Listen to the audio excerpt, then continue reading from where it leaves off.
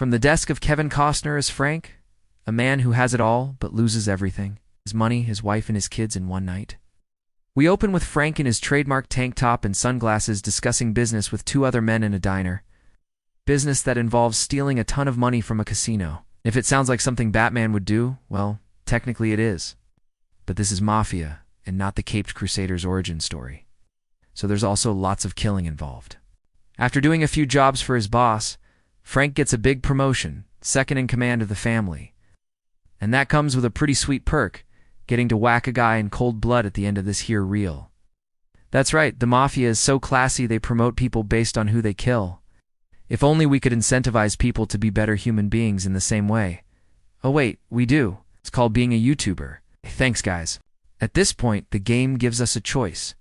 Go along with the hit, or be an upstanding citizen, and take the moral high ground instead. Easy choice, right? But no matter which option you choose, the result is the same. Your new boss is going to kill you when we get to the third act. So really, you should have just gone with the flow and killed that guy, because now you got nothing to lose anyway.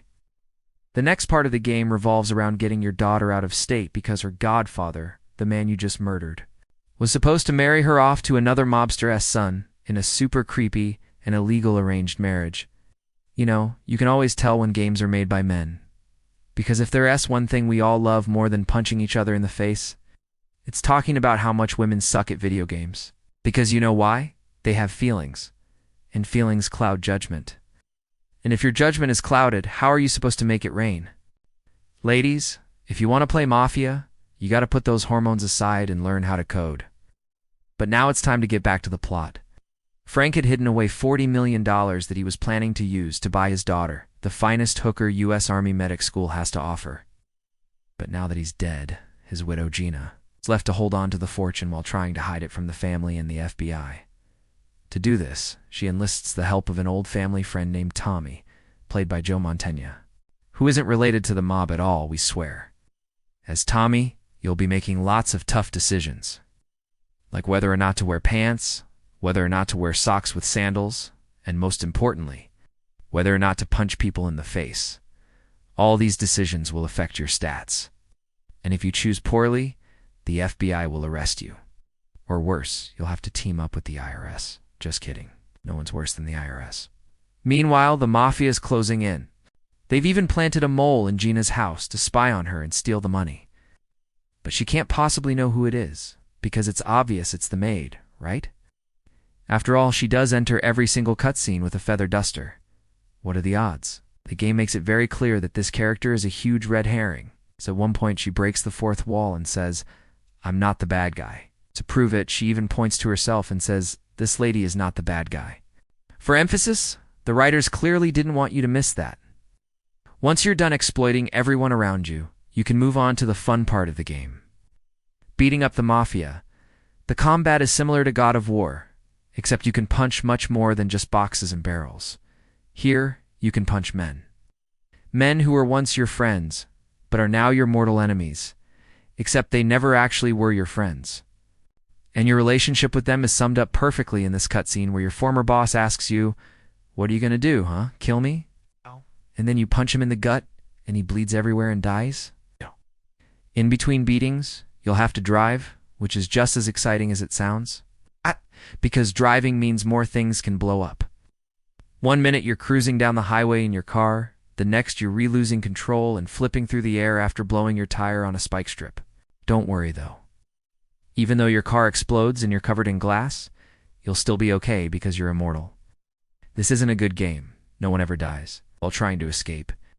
You'll find some weapons lying around that you can pick up and use to fight the Mafia, like this baseball bat, which is great because it's small enough to fit inside your pocket and can also smash through brick walls. There's also plenty of guns. Because what's a Mafia game without guns? Except for the fact that this is the 21st century, there's also knives and even a chainsaw. Wait, did I skip a century? Finally, you get to the last level, where you have to fight your former boss in a climatic showdown. Before the battle, he'll say something along the lines of, "You disappoint me." Then you can start beating him up. During the fight, he'll regain his composure and say something along the lines of, "I'm disappointed." Then you can punch him in the face some more. This happens 3 times and you win. Now that you're free of the Mafia, you can finally relax and enjoy your hard-earned fortune with your daughter. It's because the game immediately ends. Yes, despite having you punch a whole bunch of dudes in the gut, this game is surprisingly anticlimactic. Let's check out the stats screen. Oh look, I didn't earn any achievements for killing anyone. Huh, why is my punch damage so high? That doesn't seem right. Wait, I don't have any skills. What the hell? What is this? Ah, I found it. What does this mean? Is this a mistake? Am I missing something? Was there a point to any of this? So the game might not make sense, but the ending sure as hell does. After all, what's more American than a dad protecting his daughter? Unless he's in the Mafia, in which case it's even more American. Maybe this game was trying to teach me a lesson about the Mafia. Like how even though they may seem like a well-oiled machine, they fall apart at the first sign of trouble. Or how they're all secretly a bunch of cowards hiding behind fancy words like disappoint. Or maybe the most important lesson of all, never trust a woman with a feather duster. Alright, let's talk about what sucks about this game because there's plenty to go around. First off, the graphics.